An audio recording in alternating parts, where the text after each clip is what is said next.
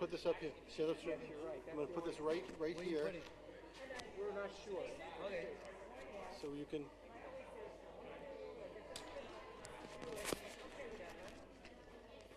With the mouse, you can work.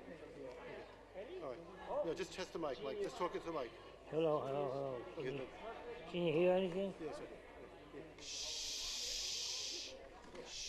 Dino. Ladies and gentlemen, we're just testing the microphone. Dino. Mike, just talking to the mic a second. Just, Hello, hello, hello. Arthur. Can you hear me? Can you hear Mike? Mike, talk. Can you hear me? Hello, Arthur. Okay. How about now? Arthur, can you hear me? No. Okay. Hold on. Can you hear me? Okay. There we go. So put this in your pocket, okay?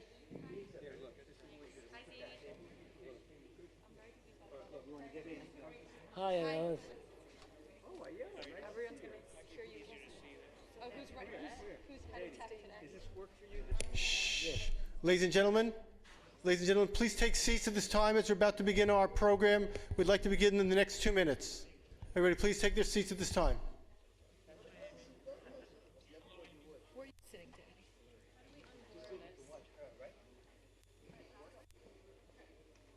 Like you're going to sit over here? Where do you want me to sit? I'll stand right here. I can stand right here. Should I put it on PowerPoint? Mike, just talk. Can I put it on PowerPoint for you? What's wrong with it the way it is? We're going to put it on full screen. Go ahead. Do it. So now you just click. How do I move the slides? This? See?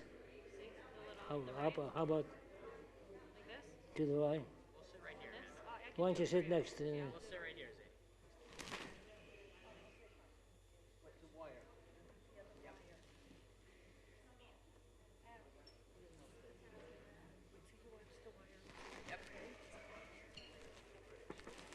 Michael, do you need me to move anything or do anything? If you need anything, tell me. I'm okay. Okay.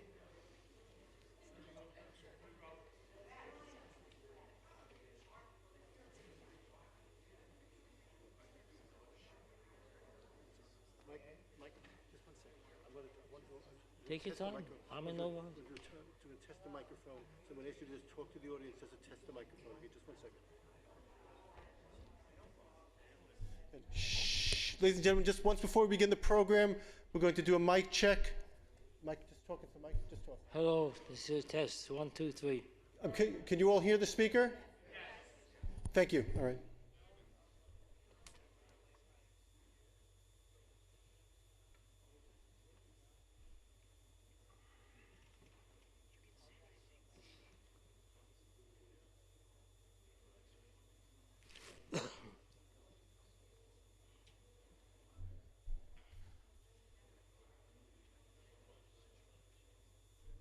Thank you, Gala. We're good.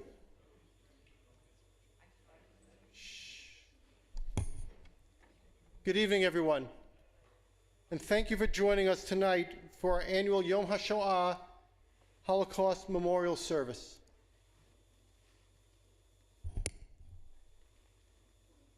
We observe Yom Hashoah, this solemn day, one of the most difficult and tense moments since the Holocaust. Since October 7th,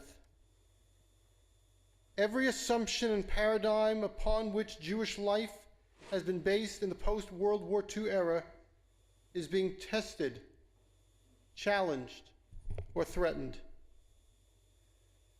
Once again, Jews have been savagely attacked, brutalized, murdered in shocking numbers. Too often, these deaths have been rationalized, contextualized, and ignored. We've been abandoned by allies and threatened by both ancient and new enemies. This is not just taking place in Israel or in the capitals of Europe's great cities. Sadly, we've been used to that for years. But even here in our own great nation, and even as we gather this evening, on many of our college campuses. Now, since October 7th, a particularly shocking and criminal allegation against Israel and its supporters worldwide has gained prominence. That Israel is misusing the Holocaust to justify its oppression of Palestinians. That it is conducting genocide against Palestinians.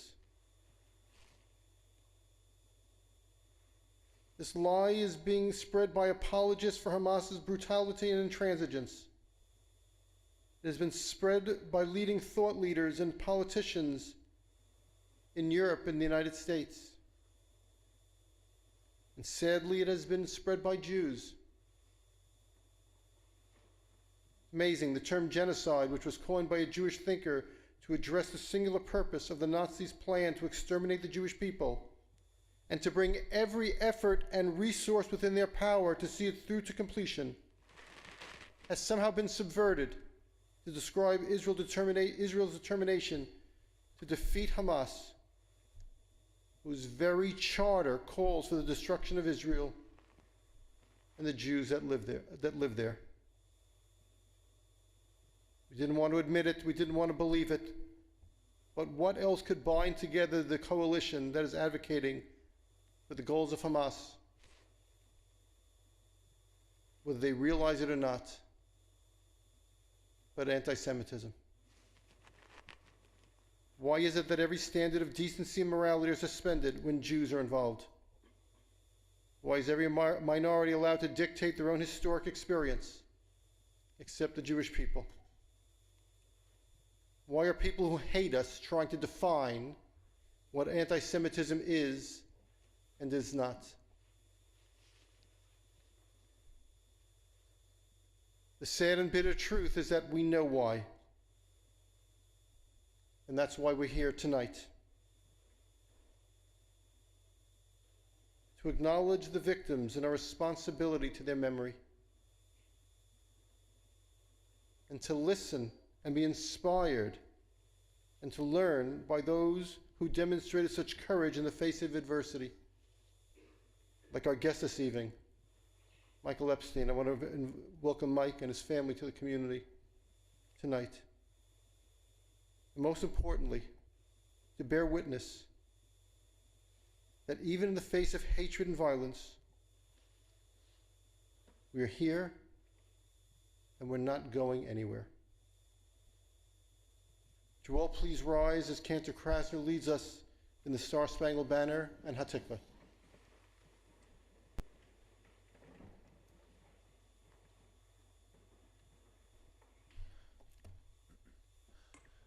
Oh, say, can you see by the dawn's early light what so proudly we held at the twilight's last gleaming, whose broad stripes and bright stars through the perilous fight o'er the ramparts we watch were so gallantly streaming, and the rockets rang glare, the bombs bursting in air, gave proof through the night that our flag was still there. Oh, say does that star-spangled banner yet wave o'er the land of the free and the home of the brave?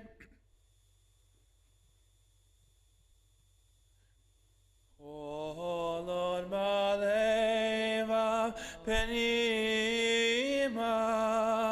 Nefesh Yehudi, Homia, Ulfate Mizrach, Kadima, Ayin Letzion, Sophia, O love Tikva Tzavatenu Hatikava Bachnot Alapahim Liot Al Chovshi Be'artenu Eretz Zion V'Yerushalayim Liot Al Chovshi Be'artenu Eretz Zion V'Yerushalayim.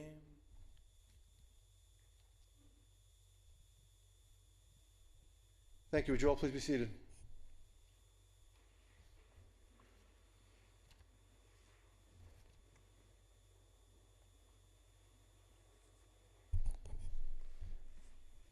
I don't remember if it was last May or June. I think it was June when Mike called me and told me of a amazing reunion that he was about to have.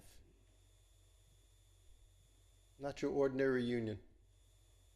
Seems that through a very interesting story, Michael was able to make contact with a fellow student with whom he went to what we'll call Hebrew school in the displaced persons camp following World War II. They had a reunion at a synagogue in Queens, which Mike and his family, many of whom were here today, and that person and many of their family were here today. And Mike, tell me about the experience. And then Mike began to tell me about his own family's story of survival during World War II. I said, Mike, I'd like to do us the honor of next year. That was again last June or so. Next year, I would like you to speak about you and your family's wartime experiences at our Yom Hashoah service, to which he readily agreed. So it's a great honor and privilege to call upon Mike now to share his and his family's story of survival during World War II.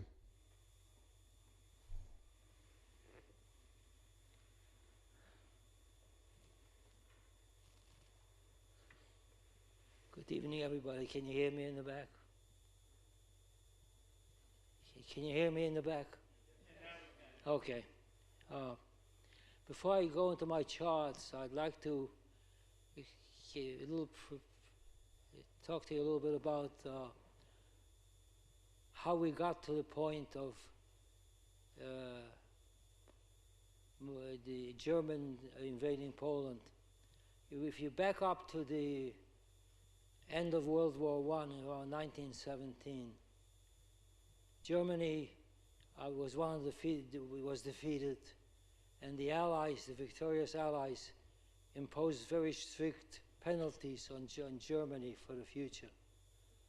The penalties basically resulted in Germany having to ship to the Allies anything they built, it caused basically a collapse of the economy.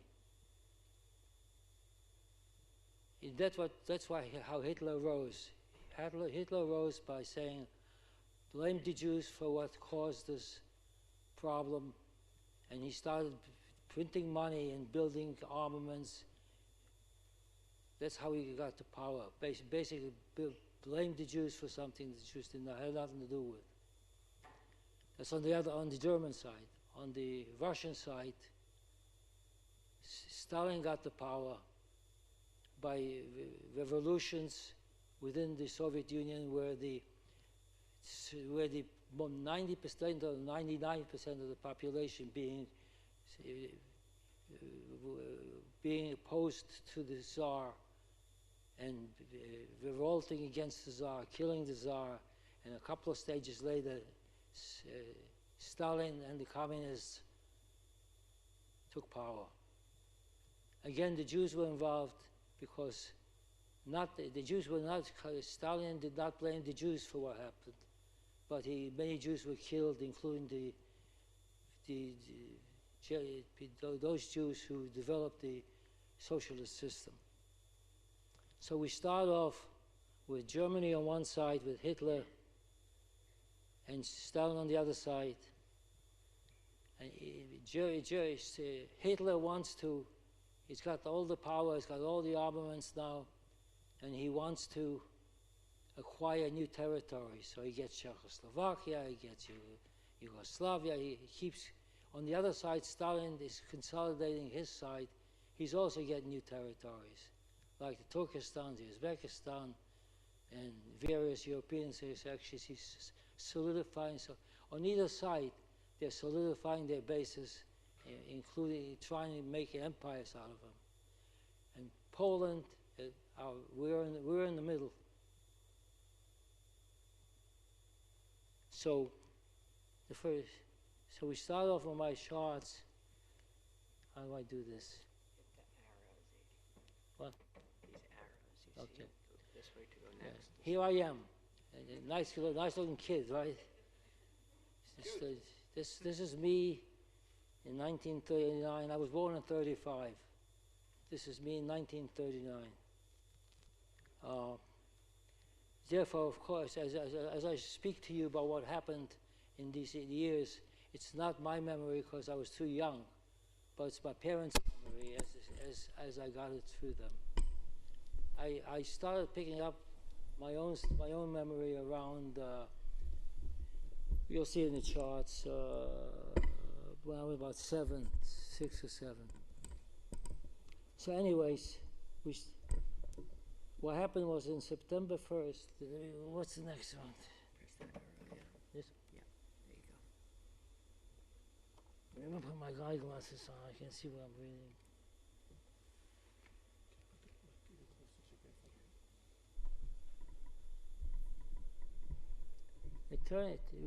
It turns out that in August of 1939, we didn't know anything about this. The world didn't know anything about this. But by the way, what I didn't tell you is that Germans' fascism and Russians' communism are as opposite on the political scale as possible as you can get. They hated each other from a political point of view. Yet, in August of 1938, unbeknownst to any, it was secret, Germany and Russia forms a non-aggression pact. And as part of that non-aggression pact, they decide to, remember Poland's in the middle, they decide to split up Poland. The western part goes to Germany, eastern goes to Russia. Now what happens, so Germany invades Poland on September 1st, a few days. My father was in he was in the army at the point, on the side opposing the Germans. And my father and mother had made an agreement beforehand that if the Germans looked like they were making deep penetration, then my mother should take me and move away further away from the Germans, which means going towards Russia, towards the east, and they would meet up somehow. The imbalance was so great that some of the Polish units were riding on horses, whereas the Germans were coming in with airplanes. And the first thing we saw about the Germans was the bombs, the airplanes overhead, and the bombs dropping. That's the first thing we saw. And the troops and the armored personnel came afterwards. So the first, some of us, and when I say some of us, thousands of us, went further east away from the Germans' onslaught, hoping that things will slow down and that eventually we can come back. We had, in terms of time, we had maybe a couple of days or a couple of hours to get out of there because of the airplanes. we grabbed what we could and started. It was me and my mother. I was 4 years old or 5 years old. We grabbed what we could and started making our way east. There was no public transportation. You either walked, you bribed some Polish people with horses and carts, and you jumped on those. Those are the only way you can get further east.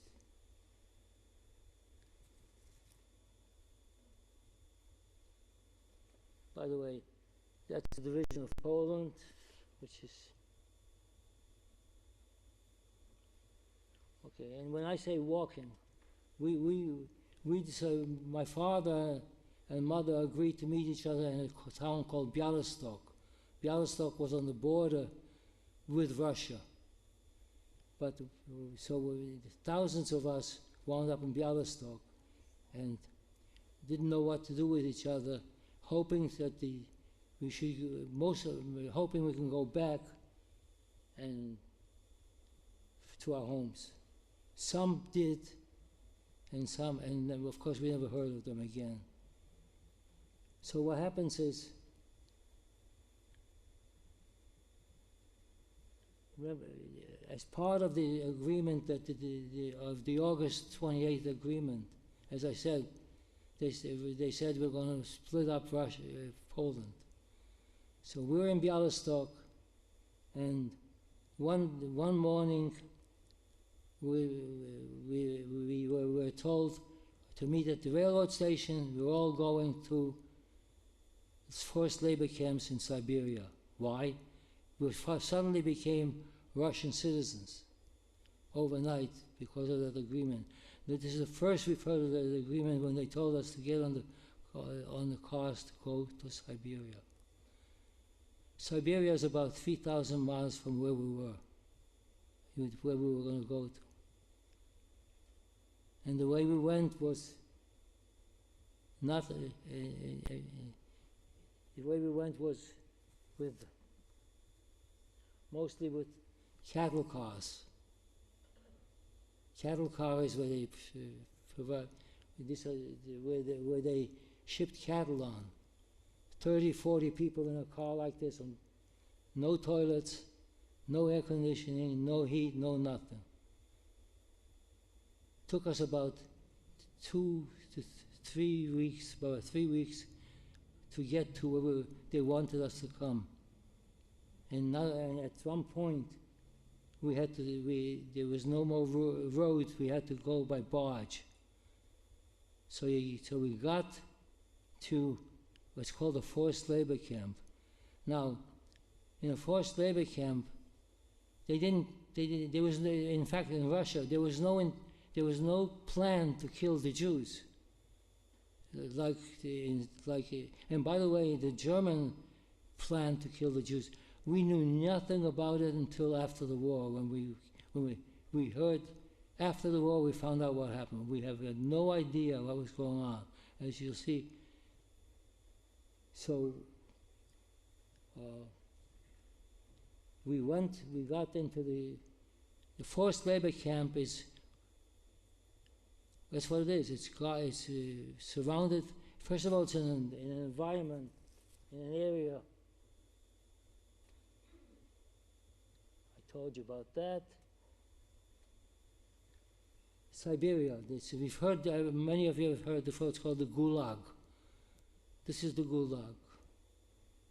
They don't take you there to kill you, but the environment and the conditions will kill you. Many of us died, including one of my wife's older sister died. She was born there and she died there. So, something about the environment. Siberian environment is up north in the Arctic Circle where we were, and weather was harsh. In fact, it was so cold. I show in a couple of examples there. The best way I can describe it was, if you spit, by the time the spit came down to the ground, it's ice. Think about that. That's how cold it is. But besides the cold, working conditions, 12-hour days. The clothing you had is what you had. You had nothing else. The shoes you had, whatever you had. What they did is they wrapped rags around their feet and poured water over the rags to make them ice. Ice is a good insulator, and that's how we worked. Showing the living conditions.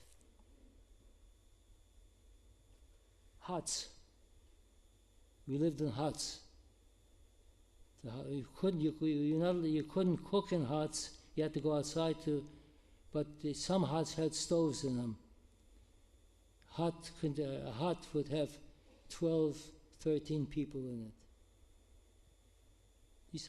This is downtown where we were.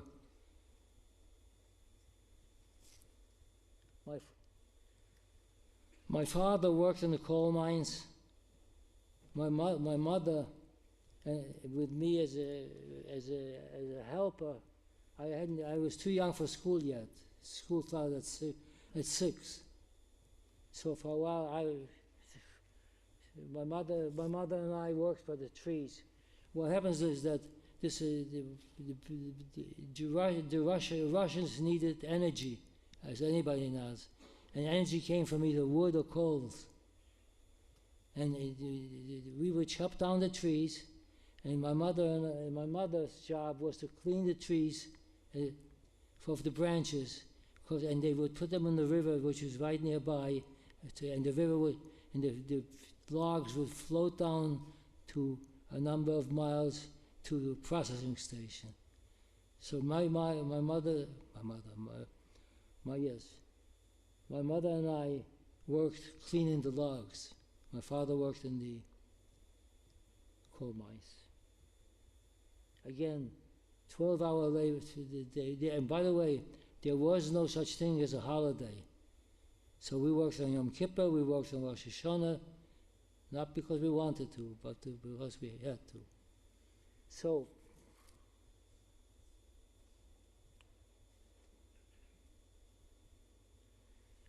this lasted from until around mid-41, 1941.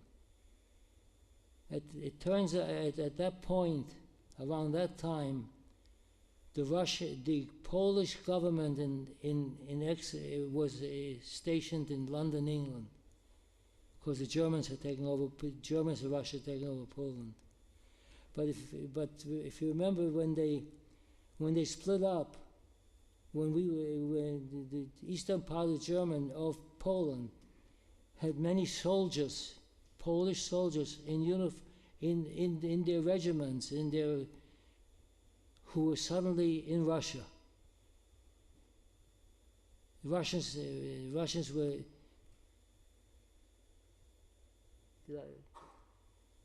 But I skipped something very important, of course, is that Germany, in violation of the treaty that they signed with Russia in August, and in June of 41, invades Russia. Russia is not prepared, and Germany is making all sorts of headway into Russia. Germany meets with the Polish government in exile and says, there's thousands of soldiers in this area. We need them to be part of the Red Army. Germany, and we need you guys to agree with it. So part of the deal was that you can have the soldiers, but you have to release free all the Polish citizens in your possession. So one morning we wake up, and the guards are not there anymore. And we have messages, you're free to go. This is in Siberia. It's somewhere around mid-41. So where do we go? First of all, we're in the middle of nowhere. And we all know where we want to go. We want to get the hell out of there and go where it's warmer. So we make our way, again, by foot, by any means possible, by rail, by cattle car, wherever possible. We make our way south. South being, again, around 2,000-3,000 miles south, to what's called, to the warm weather.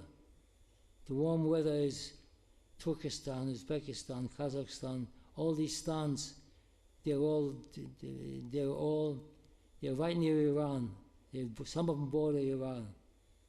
We make our way down there, and we basically are free people at that point. And we make our we settle in a town near a town called Tashkent, which is a big town, a big area. And we make a living by my parents, whatever, with the market. You don't trade money. You trade. You barter. We had some jewelry, so we traded. We sold the jewelry. My mother would take old clothing and sew it together and make it better clothing. Sold it to the Russian troops who were passing by. We managed this for about 2 years. I went to school there.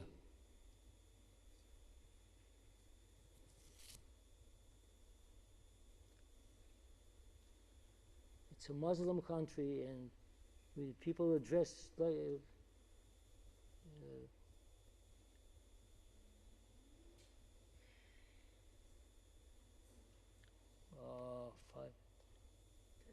for instance, we couldn't get firewood so we had, what they used was the droppings from camels. So when it dries out, it's good, can be used as a fuel for fire. We dressed like them, we talked like them. I even spoke Arabic for a while. But we were free. 1945, the war ends. We hear about it, and everybody wants to go home. We expect to go home to find our families. You give you an idea. My mother was one of 7. My father was one of 7. Each of us, a brother on each side came to Russia with us. Everybody else was left. Nobody was there. We got back to Lodz, Poland. We couldn't find a single person in the family. And not only that, the Poles were still killing Jews on their own after the war. So we ran away from Russia, came back to Lodz, and we ran away from Lodz. We had to get the hell out of there. Where to go? At that point, we were displaced persons. And when I say we, thousands like me, a few hundred thousands like that. I think I read somewhere, if I remember correctly, that we had about 300,000 Jews like us in the Gulag and so on. So we came to Lodz, found out the sad state of affairs, and ran off towards Germany. What happened was that the displaced persons created their own camps. For instance, the camp where I stayed in, where we stayed, was Feldafing. The way it was started, Feldafing is a beautiful Bavarian town. Beautiful villas. A villa is like a private home in the mountains. Very, very nice. So what happens was that when the Allied armies, in this case the Russian armies, were approaching the town, the townspeople ran away. Left everything and just ran away. They were afraid. The German people. Here come a bunch of people like us, wandering around, not knowing what to do with themselves, seeing an open home. We took it over. We squatted in these homes. And what happened was,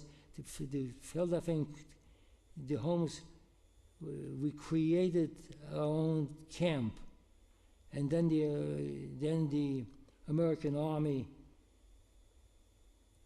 took over the camp, and the camp became a small community. We had our own police force, we had our own school system. I'll show you some more. We had all the substance, all the goods, and everything came from the United States, free to the camp.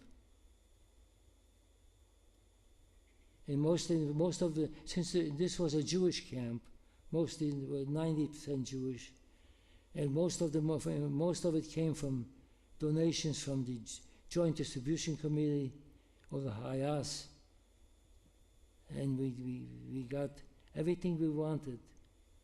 But what happened?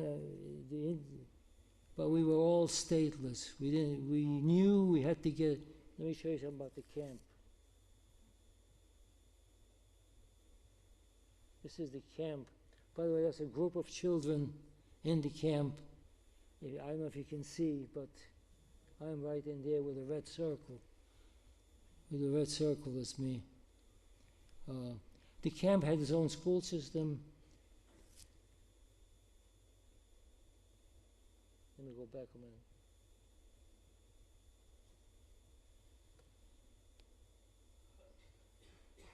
minute. In the picture on the left was the yeshiva, the cheder. I don't know if you never heard the word cheder. Cheder is a yeshiva that's done in one room with a bunch of boys with one rebbe, and we study Torah. You see the cheder here? That on the left is the cheder. By the way, that picture is available online from the Holocaust Museum in Washington, D.C. There's a story behind that picture.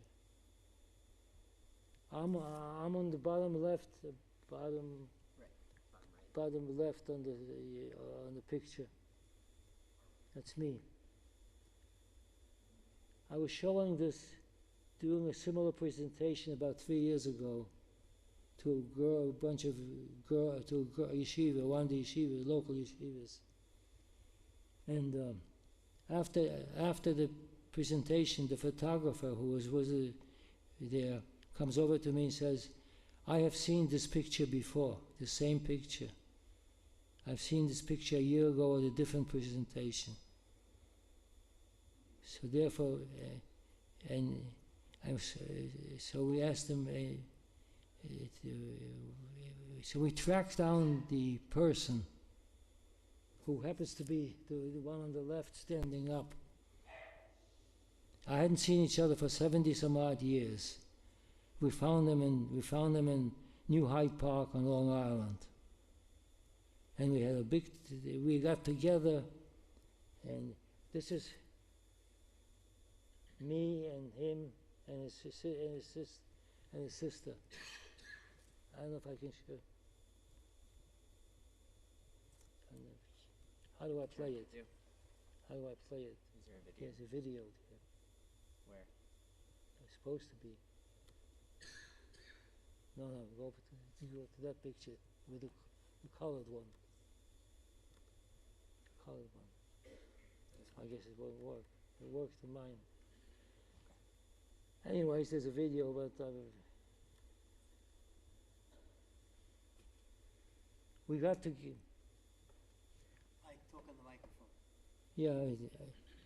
Anyways, we got together, and it was a big to-do. We had and this is us now, and this is us, 74 years earlier. This is pictures of us in Feldafin. Press the arrow, Judy. Here, this. Press the arrow. Huh? Press the arrow. Is the video? At an Orthodox synagogue in New Hyde Park, two men in their 80s.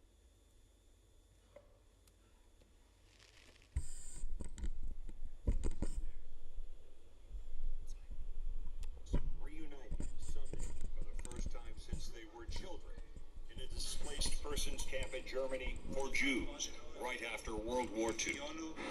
Oh my God. Rosenberg was about 5 years old, Michael Epstein about 10, when this photo was taken around 1947 at the post-war camp run by the U.S. Army. 76 years. 76 years. Since we saw each other. Rosenberg and Epstein might well have run into each other decades earlier, but didn't after both immigrated to America in the late 1940s. What's really unbelievable is that we went to the same school together, college together. City College in Manhattan, where neither knew the other was a student there around the same time, nor later at work as engineers at an aerospace contractor. At one point, we worked at the same company in New Jersey called the Bendix Corporation. I worked on the Concorde supersonic transport, the autopilot system. He worked on the older space program. Friends and family crowded a reception to hear stories of suffering and survival. They took us to forced labor camps in Russia, in Siberia, and the transportation was, we were transported in cattle cars. Cattle cars being no 30 or 40 people in a car. Jewish children who lived through the war, like Rosenberg and Epstein, there were precious few. 1.5 million children, Jewish children, were murdered that way. A vow to never ever forget what happened amid the bittersweet memories of rediscovering lost youth. Steve Langford for Newsday TV. Okay. So we are in this camp. We know this has to end because we have to go. We can't stay. This is not a permanent situation.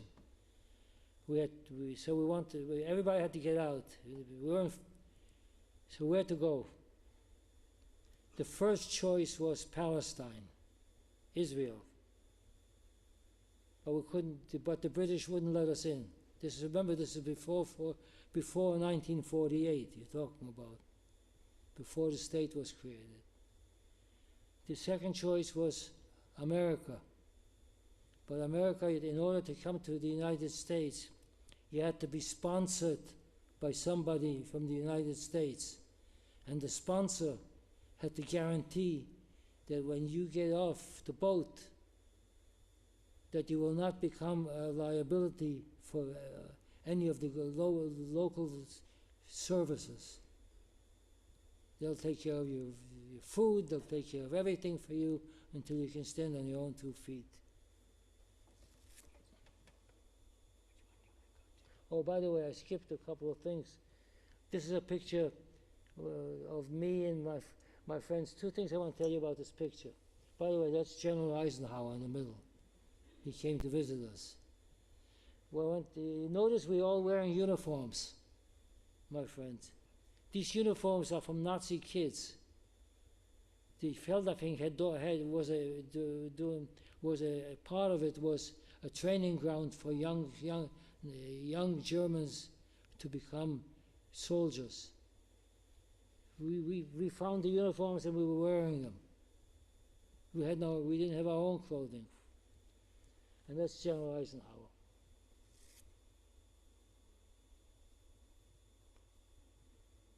So, what happened? Keep going to the next chart. Yeah. So thank God, my mother had a cousin who lived in Long Beach, New York at the time, who was in real estate business, and he sponsored us. I have a picture of the papers that he had to fill out. He had to, he had to show how much money he has in the bank, what his income is. He couldn't just say. He had to fill out certain government forms. He couldn't just say, "I'll take care of him." He had to show that he has the means to do it. And thank God we had one. And this is he and his wife, who are now passed, who took us out. So we came. These are some of the papers. So we came to the United States on a troop carrier ship. Came to the United States in 1949. And I started yeshiva, and that's me on the right side there. in the yeshiva. My mother went to work in the garment industry down in Lower East Side. My father went to work in a butcher house, because this is what they did in Lodz before the war. And within 6 months, we lived for the first few months with my cousin's parents in the Bronx. Within 6 months, we were out of there in our own apartment. My parents said to me, I'm at this point, I was 135, I'm about 13, 14 years old, that I am not going to be a laborer. I'm going to be a professional. I was the only child.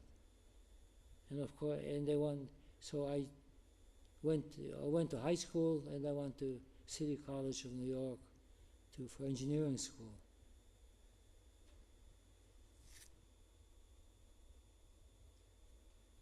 We became citizens 5 years later.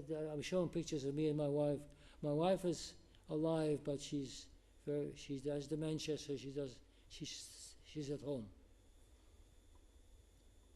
This is me and my wife. Me and my wife, high school graduations, first date, and so on. And as I said, God's been very good to me. Look what has happened. Me and my wife have 3 children, a whole bunch of grandchildren, and some of my children are here too, and some of my grandchildren are here, and great-grandchildren. It's a wonderful place. God's been very good to us. Go ahead. I wound up working on the space program, did work on the space shuttle, on all the space, Saturn space, and the space shuttle itself. This is an award from the space shuttle. Go ahead. So, what do I leave you with? I leave you with two things. You know, in Europe, when we talked about the United States, we used to say it's a golden Medina. I don't know if you've heard this word before. A golden Medina means America is a land of gold. You virtually have gold in the streets.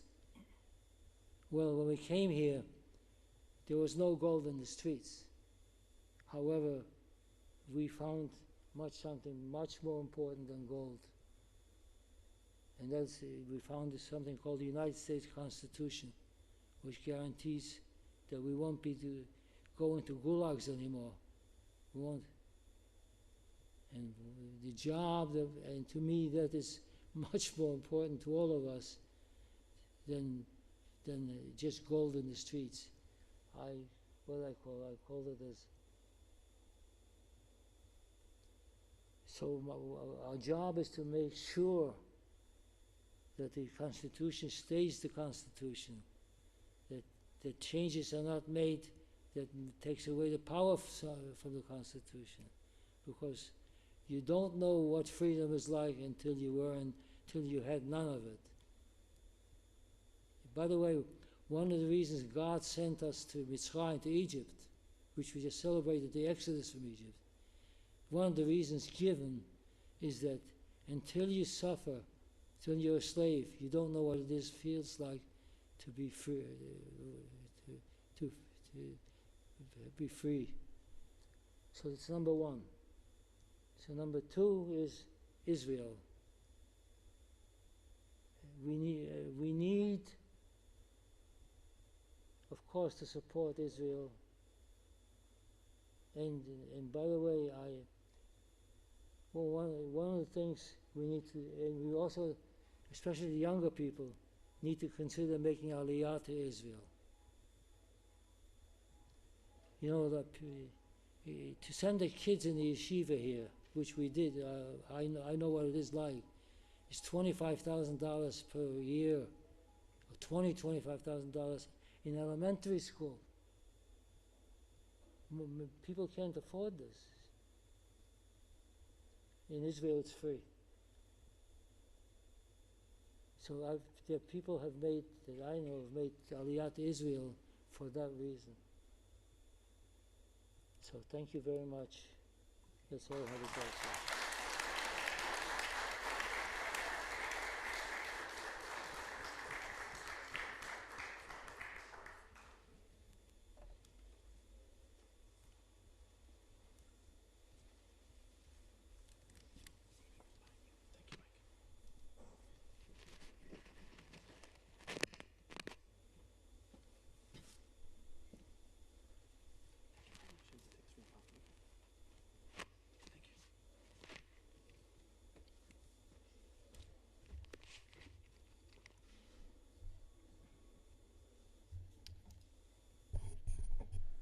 On behalf of the entire community, Mike, I want to thank you for sharing your own unique story of survival, yours and your family.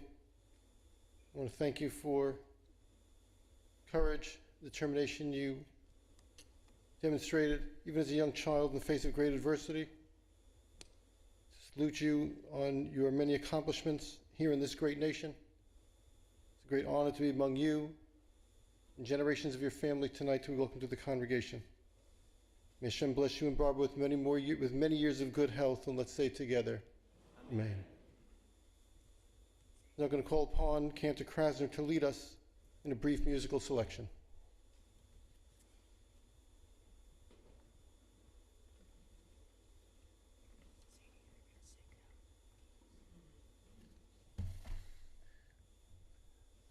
The first selection is Eli Eli, poem by Hannah Senish. Eli, Eli, shelo yigamer leolam, hachol ve'ayam, rishru shel hamayim, berak hashamayim, tefilat ha'atam, hachol ve'ayam, rishru shel hamayim, berak hashamayim, tefilat ha'atam.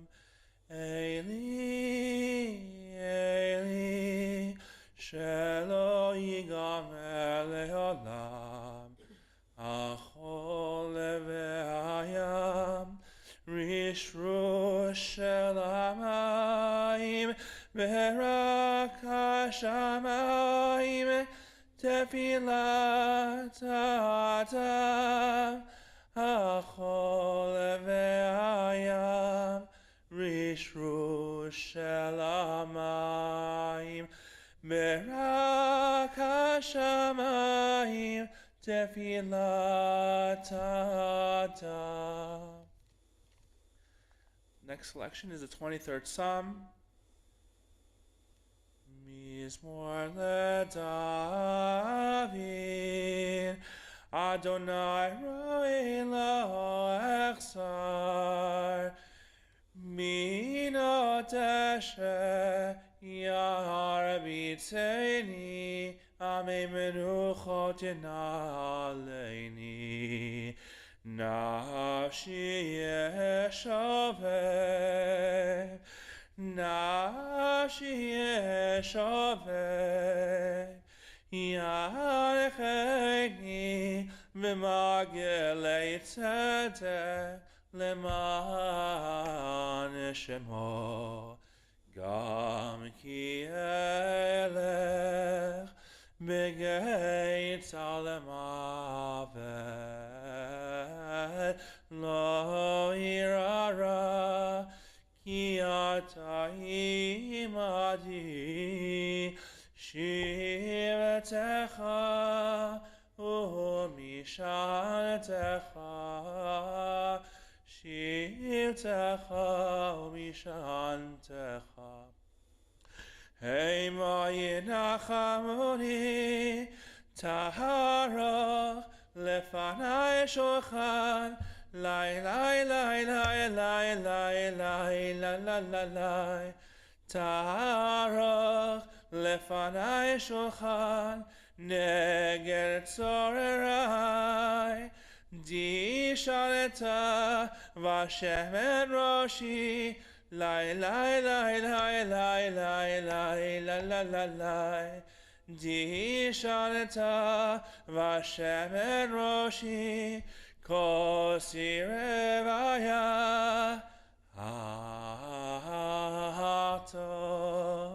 Akto v'chesed yirdefuni Kol yemei chayai V'shavti beveit Adonai V'shavti beveit Adonai Leorech Yamim.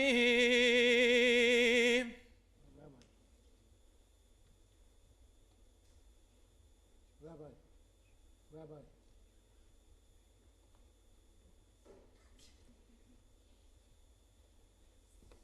Can I sing the first stanza of this song? I have a He song. wants to sing. You know, He wants to sing. No, this song. No. One first stanza. Let me sing. Here's the microphone. The partisan song, I'm going to sing one stanza of it. Is the song, the partisans are the Jewish people who fought the Nazis in the forests instead of being taken concentration camps. Sagen nicht keinmal als der Geist am letzten Weg, hat ihm den Bläuen versteht Bläuetät, kommen wird noch unser ausgebänkter Schau, es wird Erfolg von unser Tod, wir sind da. If you understand the Yiddish, it feels like we're here, you're not going to get rid of us. President, I'd like you all to please rise. For many years, we've had a custom in our congregation. We invite all present to come forward and light a candle.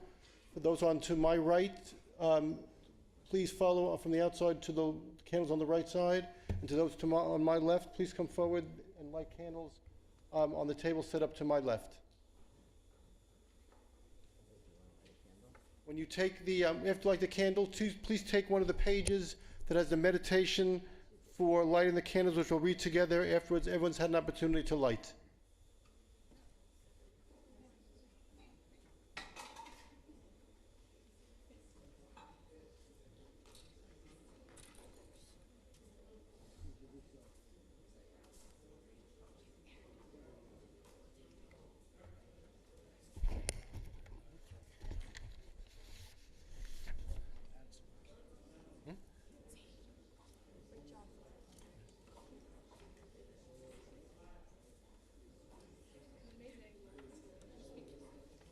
Friends, please take the pages after you've lit the candles.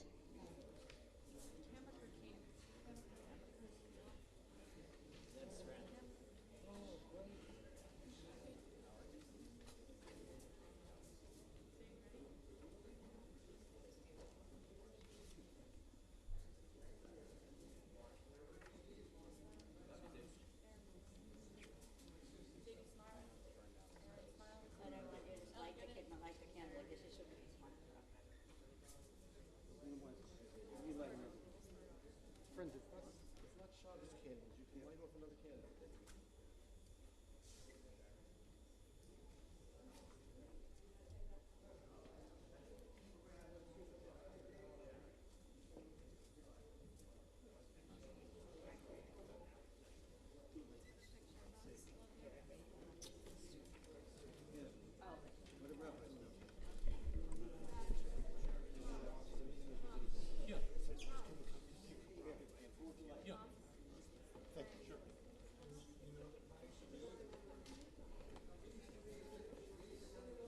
I gotta talk to him. The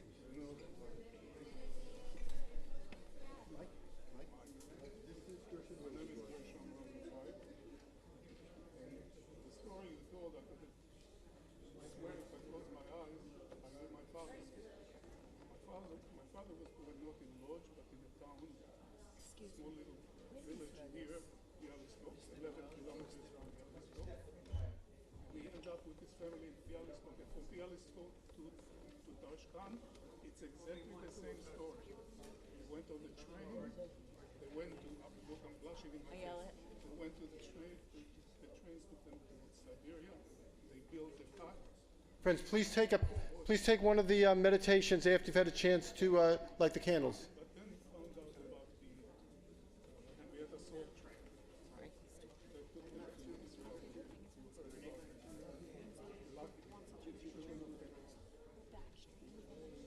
Beautiful picture.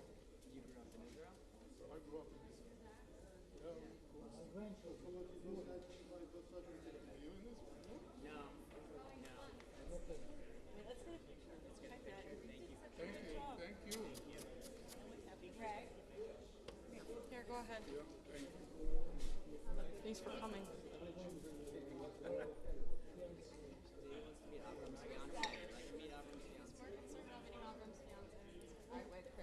So my grandchildren involved. Not me. I'm not a grandchild. Craig, come. Zadie, smile.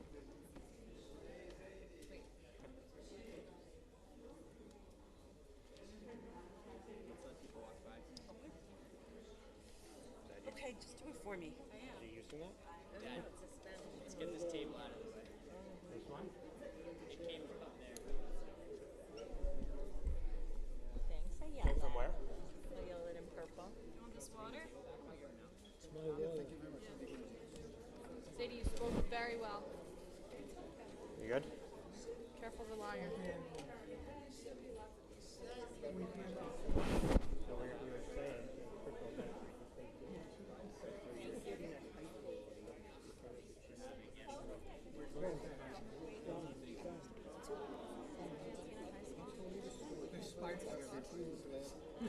you there? I was there. No, it was the last year he was speaking. Yeah. What the hell tomorrow? Cut out the last one. Lucky you got it. It's Golden and Medina. The book now. Here.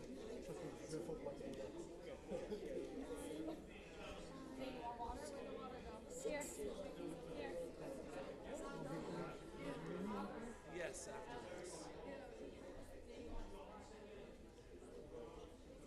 Beep, beep.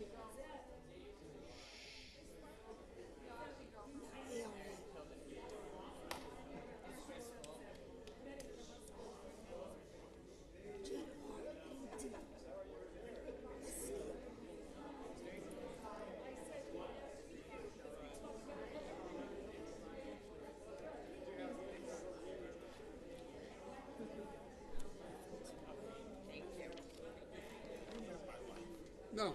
Never, oh, I thought you did. No. Where is she?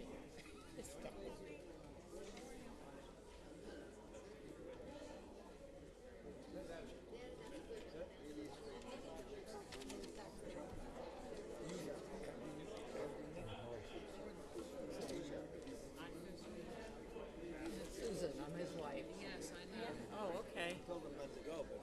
I'm sorry, I didn't think I had ever met you. I think we did. I don't know if we were. I'm pretty sure we have. Yeah, okay. Oh, is that a Shabbos candy? You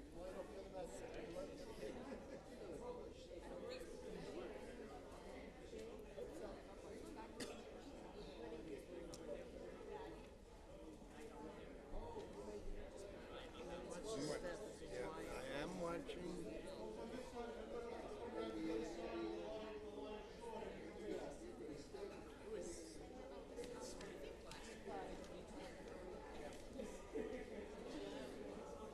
Aaron, you were as adorable as when you were a teenager.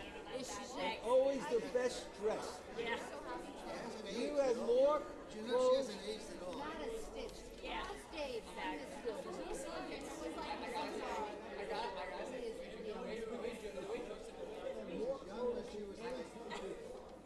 don't remember that. You spent so much time in Temple, you know everything.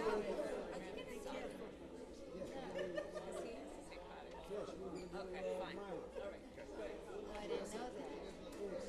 Oh, I didn't know that.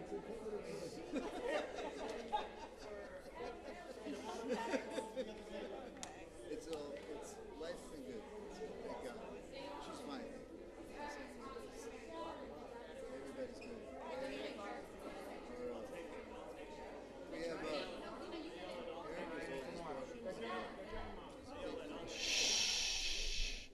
Folks, we're just about to finish. We're going to return to their seats. We're just about to allow the last folks lighting candles to do so at this time.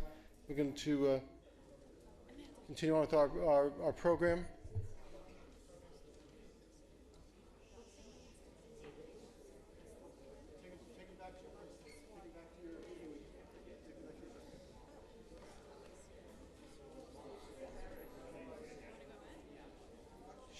Ladies and gentlemen, we're going to invite you all to please rise at this time.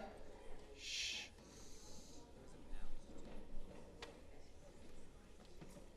We're going to join together now in the reading of this meditation. Something that meditation that we found many years ago in the congregation that we read each year during our candle lighting ceremony. Let's read it together, friends. As we light this memorial candle, we vow never to forget the lives of the Jewish men, women, and children who are symbolized by this flame. They were tortured and brutalized by beasts. Their lives were taken in cruelty. May we be inspired to learn more about our 6 million brothers and sisters as individuals and communities, to recall their memory throughout the year, so that they will not suffer a double death. May we recall not only the terror of their lives, but the splendor of so many of their lives.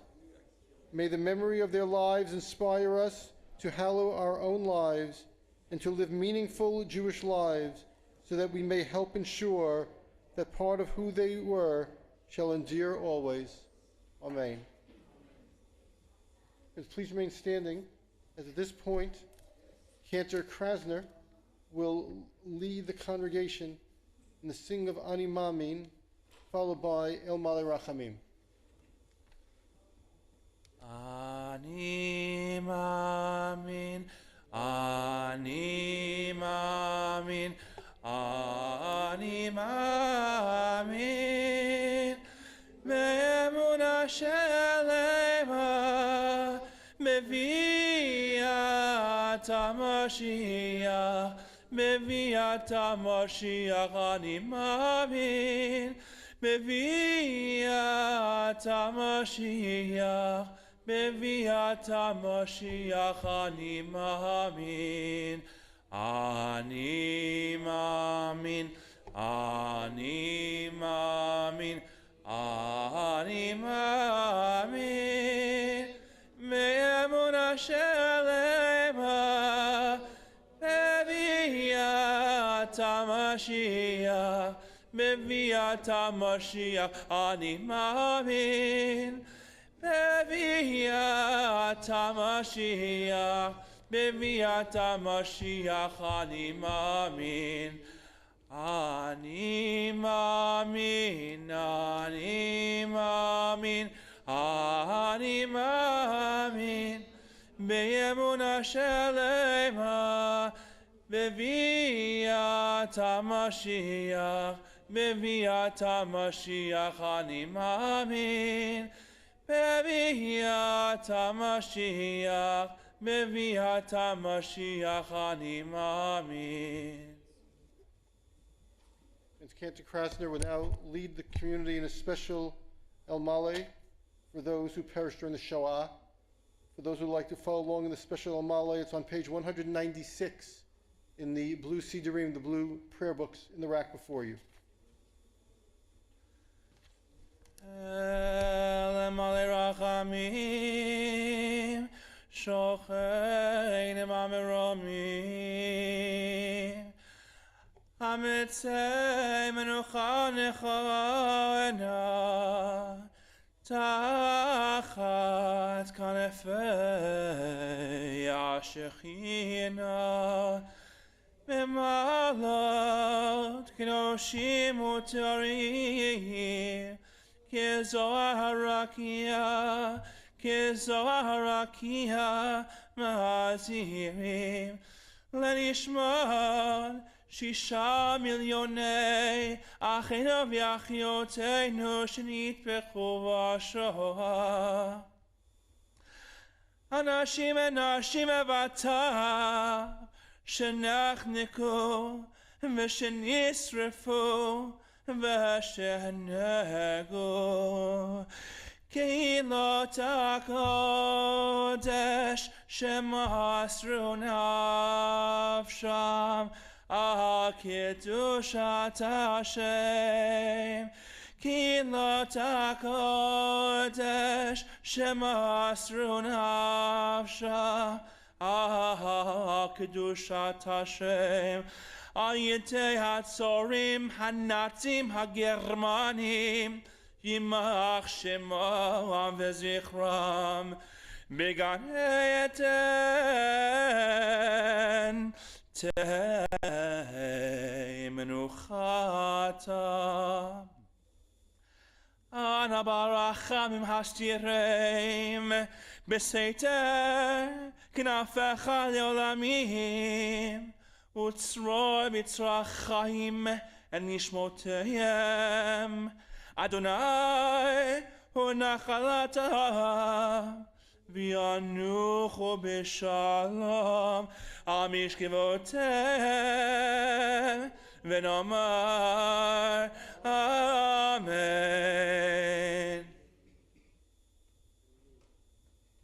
Together in the English in the middle of 196.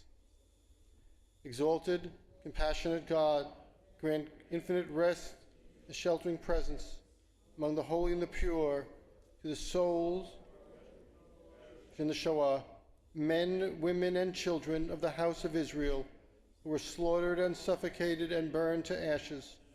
May their memory endure and inspire deeds of charity and goodness in our lives. May their souls thus be bound up in the bond of life. May they rest in peace. Say Amen.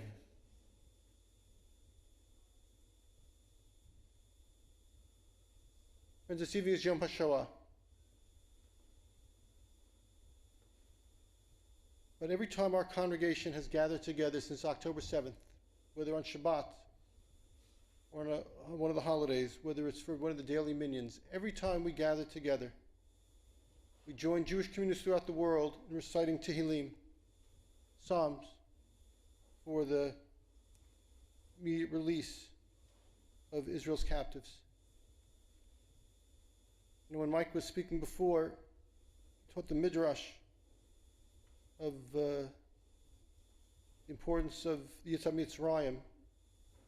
Only those who have known bondage and slavery can truly appreciate freedom. Mike, I want to thank you for sharing that, because as we gather for this commemoration of Yom Hashoah, there are Jews who are in need of freedom and liberation. That's why every time we gather together, we say the words of Tehillim. I invite you all to turn to page 250 as we recite together the words of the 121st Psalm. This evening, let's recite it responsively in the English. Again, page 250. I lift up my eyes to the hills. What is the source of my help?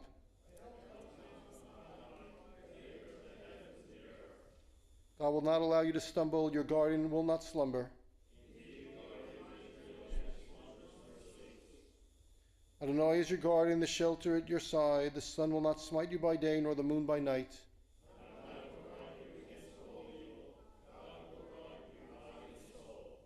Adonai will guard your going out and your coming home now and forever. And let's say together, Amen. Mourner's Kaddish, page 198. Yit Gadal, V'yit Kadash, Shemei Rabbah, B'yolma Divarach Hirutei, V'yamlich Malchutei, V'chayechon, Uv'yomechon, Uv'chayei Dechol Beit Yisrael, Ba'agola, Uv'izman Koriv, V'yimeru, Amen. Yehei Shmei Rabbah Mivorach, La'olam Ul'olmei Omaya, Yit Barach, V'yishtabach, V'yit Po'ar, V'yit Romam, V'yit Naseh, V'yit Hadar, V'yit Aleh, V'yit Halal, Shmei Dekudsha Brichu, La'ela Min Kol Birchata V'shirata, Tushbechata V'nechemata, Da'amiran B'yolma V'yimaru Amen. Yehei Shlama Rabba Min Shemaya V'chaim Aleinu V'al Kol Yisrael V'yimaru Amen. Oseh Shalom B'mirmav Uyaseh Shalom Aleinu V'al Kol Yisrael V'yimaru Amen. My dear friends, I want to thank you all for joining us this evening for annual Yom HaShoah Holocaust Memorial Service. Especially want to thank our guest speaker this evening, Mike Epstein, for his amazing story, presentation, and for all he contributes to our Jewish community. We are the last generation, no matter what age we are the last generation that will have the opportunity to interact in a personal, immediate way with the Sridei HaShoah, those who survived the Holocaust. Mike, it's a great honor to be with you tonight and all the times that God gives us the opportunity to be together. And I can only hope there'll be many, many more opportunities in the future. And let's say together, Amen. We thank you for being with us this evening. We'd like to invite those who would like to stay to conclude the evening with us as Cantor Krasner is about to lead us in the Mariv service. Joel, please remain standing for those who would like to stay. We encourage you to stay tonight. Page 281 in our Sidurim, 281.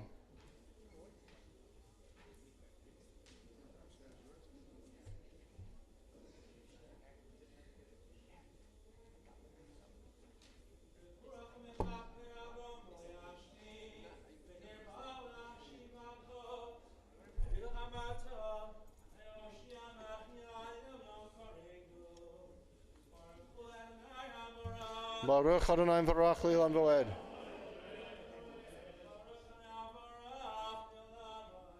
Friends, we are seated.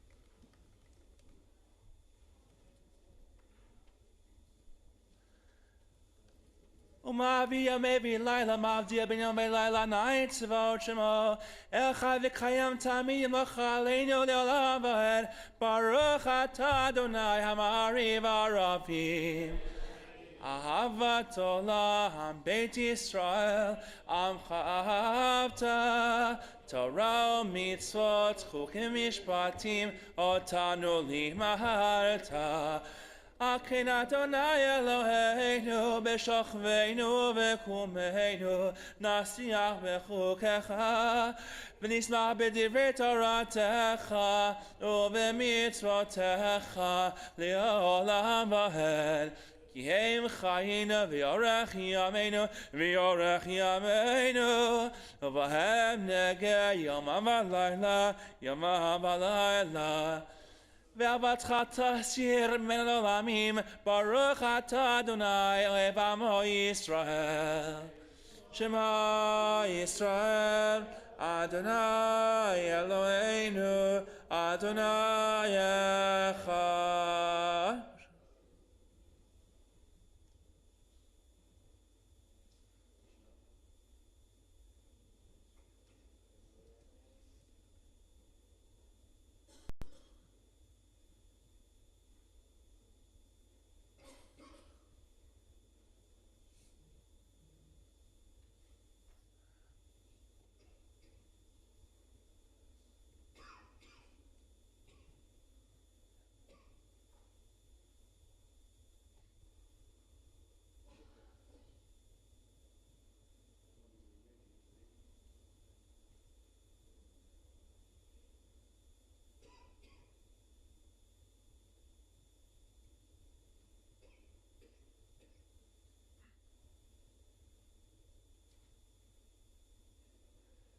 Adonai Elohechem emet.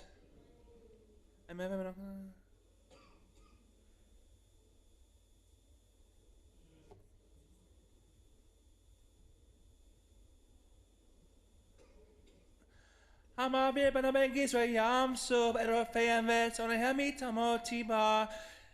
ורבנה גבורתו שילכו והודו לשמו, מלכות ברצון קיבלו עליהם, משה בני ישראל הכנו שירה, בשמחה רבה ואמרו כולם, מי כמוך באלים אדוני, מי כמוך נדר בקודש, נורא תהילות אוסף אלה. מלכותך ראו בניך בו, קיים לפני משה זה עניינו ואמרו, ימלוך לעולם ועד. ונאמר כי פדנה את יעקב וגלה מחזק ממנו, ברוך אתה אדוני גא ישראל. אשכנזי.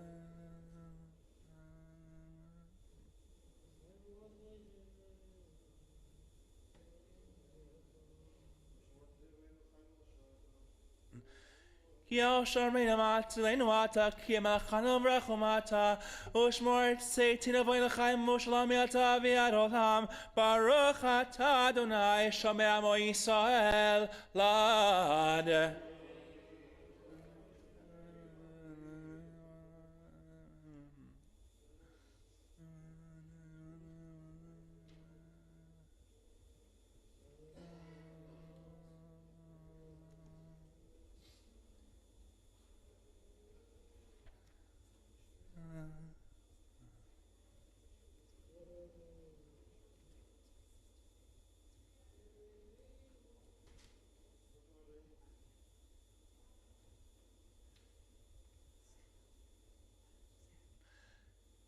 כי המלכות שלך היא על מעטין לכבוד, כי אין המלך אלא אתה, ברוך אתה אדוני, המלך בכבודו תמיד לא חלין לעולם ואוהב יעקב מעשיו. Please rise. יקרא ויקדש מרבה, בעמד דברי חירותי יליך מלכותי, בחייכון ובחום וחייך בישראל, בגלה בזמן קריב אמרו אמן. שרבם ברוך לעולם לעמי עמיה, יפרח וישתבח ויפואר ויצמא וינשא, ודוד הלוי תלש מגודשה ברכו, לילה מגע בחטא ושיעתוש בחטא נחמתה דאמירון מימיו אמרו אמן. Page 286, the Silent Amidah, 286.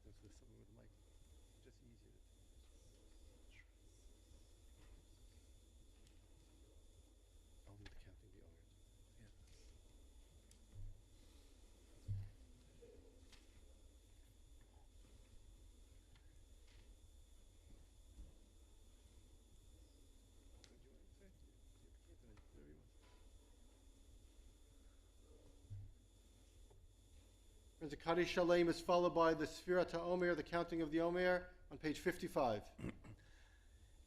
Yikra vikra shmerava biyama divachiru tevelik malchut vechayechon v'yomechon v'chayechon b'Yisrael bagalav izman karim v'yimeru amen yehei shmerava mevorach yalam olam yamaya Yiparach v'yishtabach v'yipoah v'yitma v'yinaseh v'david levi talala shmei kunesh abricho La mikro bechata v'shir jetush bechata nechmata da'amiran b'yama v'imeru amen Tikabal etzlo tahon v'ol tanachai Yitzhak chorma v'hondi v'ishmaya v'imeru amen Yehei yishlam ha'rava mineshemaya v'chaim aleinu v'chol Yisrael v'imeru amen Oseh shalom imramav Hu yaseh shalom Shalom b'mramav, hu yaseh shalom. Aleinu v'al Yisrael. Aleinu v'al kol Yisrael. V'imru amen. Amen. Friends, page 55 and 56, the Sfir HaOmer, the counting of the Omer, the mitzvah to count each of the days, from the second night of Pesach, 7 complete weeks, till Erev Shavuot. Yesterday was the 12th day of the Omer. Baruch atah Adonai Eloheinu melech haolam asher kiddushanu mitzvotav v'tzivanu al sfirat haomer. Hayom shosha asar yom shehem ar shavua echad v'shal yamim laomer.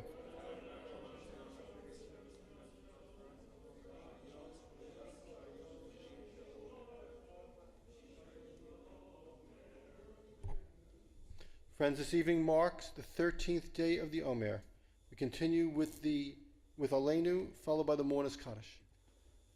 Aleinu leshabeach ladon hakol latei gedula liot zebreshim shelo asanu k'goyei haraton v'lo samanu k'vishmechot hadama shelo samcha keinu kahem v'gor aleinu kechol hamonam ואנחנו קוראים ומשתחווים ומודים לפני מלך מלכי המלכים הקדוש ברוך הוא.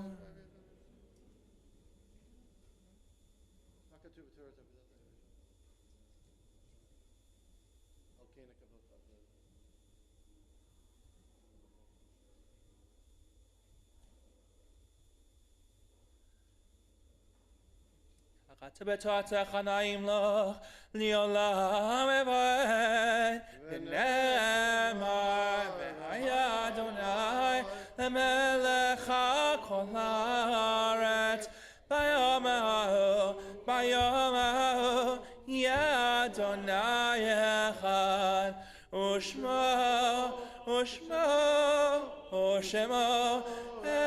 echad. Mourner's Kaddish. Yit Gadal, V'yit Kadash, Shemei Rabbah, V'yolma Divrach Gerutei, V'yamlich Malchutei, V'chayechon, U'v'yomechon, U'v'chayei Dechol Beit Yisrael, V'agola, U'v'izman Koriv, V'yimeru Amen.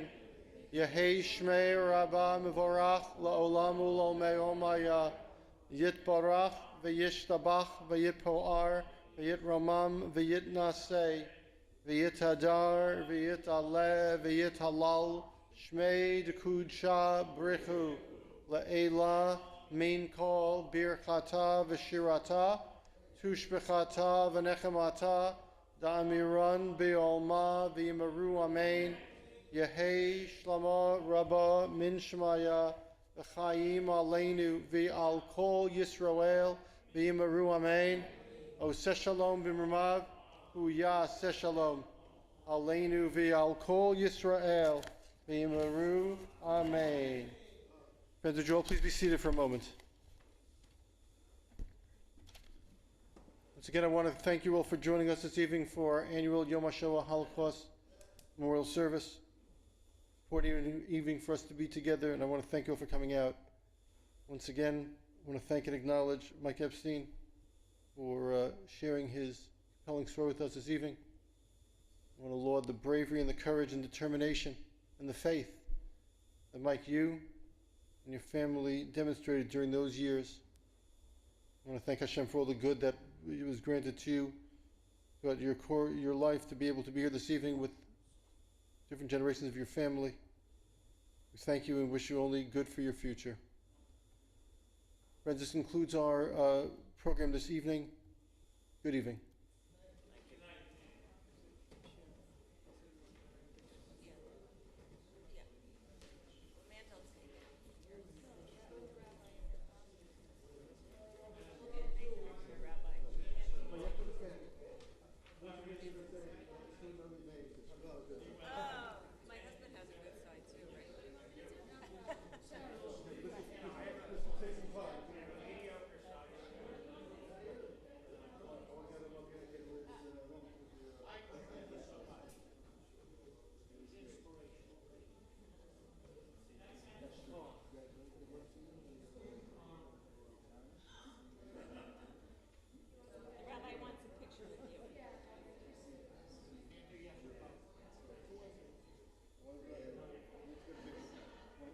Where do you want to stand?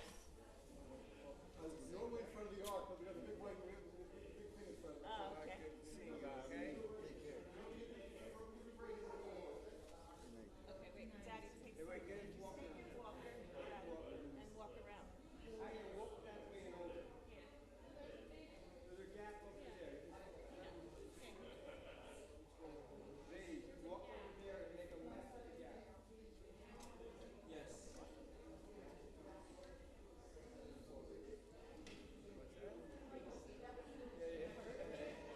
Never heard of such a thing. So nice of the kids, really. They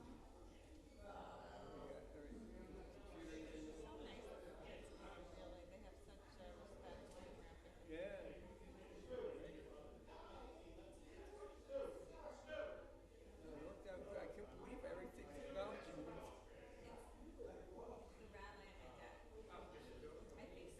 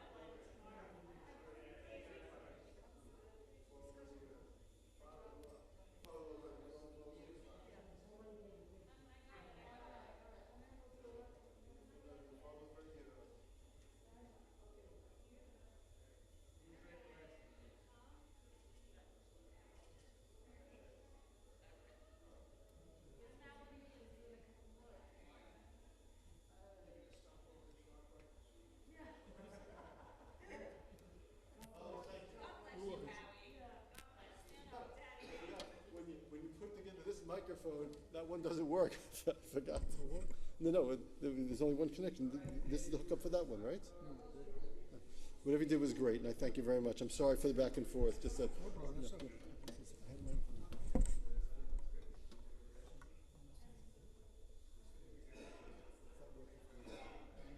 appreciate you. You always help me out. I appreciate it. Do you want me to unplug this? Yeah, I'll do it.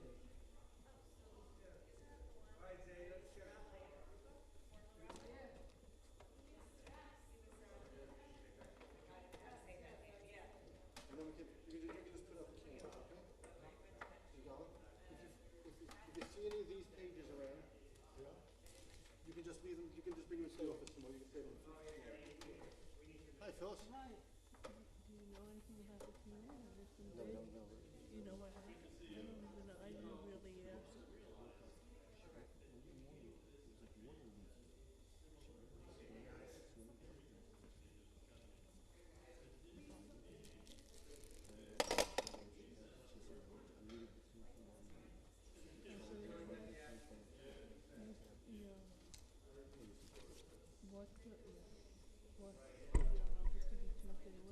I'll know tomorrow, but right now I don't know if it's Tuesday or Wednesday. I have a doctor's appointment Tuesday. Just canceled. Yeah.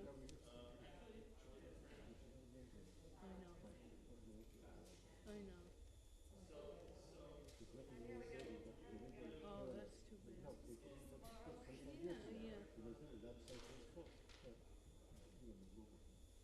Yeah. He went to school with my daughter. She told me on Tuesday. She called me up on the whitewash house in the charity store. So if you know the person, Yeah. They don't know. I know. Well, she said to me, I spoke to her 10 days ago. She says, I miss the center. I said, then why don't you rejoin? She doesn't miss it enough. Oh. Even when Irv was one, he wasn't difficult at all. Right? No. It was an interesting year into his Oh, year. yeah. But she called me, so I had to Right, do it. definitely. And tomorrow night she's coming in. So I'm going to try to find a grave for him somewhere else. Overlook the fact that we're not supposed to. I'll report you to the proper authorities. So I want to thank you for the cemetery committee behind me. I'm supposed to be. I haven't done anything. Anything to do. Reed's got locked down good. Alrighty, folks. So as soon as I know something, either I or have the I'll call you. Okay? I'll call you. Okay, good night. Good night. It's a terrible, terrible situation. I think that one. I think he, that one. That's not where the microphone. Yeah, by a little into the lot. Oh, you had it broken. I know, but He just wasn't. just always sense that he was in trouble. Oh, yeah. Very strange. We always hope for good things, right? He was. This worked out good. I'm glad people came out. Yeah. Yeah, I know. I said, Rabbi's expecting us. We have to come because There you go. he's There you worried. go. I'm very compelling. And when the rain came, you must have been worried. How long you know me? When have you ever seen me not work? When have you ever seen me not work? It all worked out. Good night. Good night.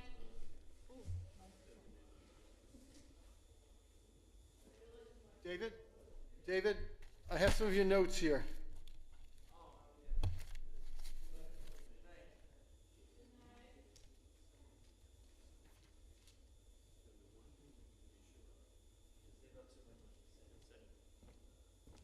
Thank you, guys. Thank you very much. I heard somebody say, never make fun of somebody with an accent because that means they mastered 2 languages. How look on your What? It looked very good. I thought it was a solid program.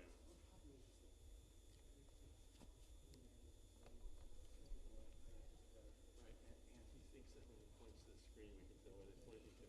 But people could figure it out. People were with it. People really were with it. When the police come, it's going to be your fault, okay? Thank you always. Really appreciate it. By the way, if you look at the Jewish standard, the woman got a Holocaust friend is Hannah Wexler. She's a member here for many years. 2006, 2007, Gershon was the president. We had a joint program with Woodbridge. She spoke at ours. many, many, many, many years. She was a teacher at Emerson Edison. Yeah. She was the other side of the, and they were doing very well. She went very well. So let me tell you what I learned at the Civic House this morning. You're supposed to be this was 21 day. Steve Prestowski told me that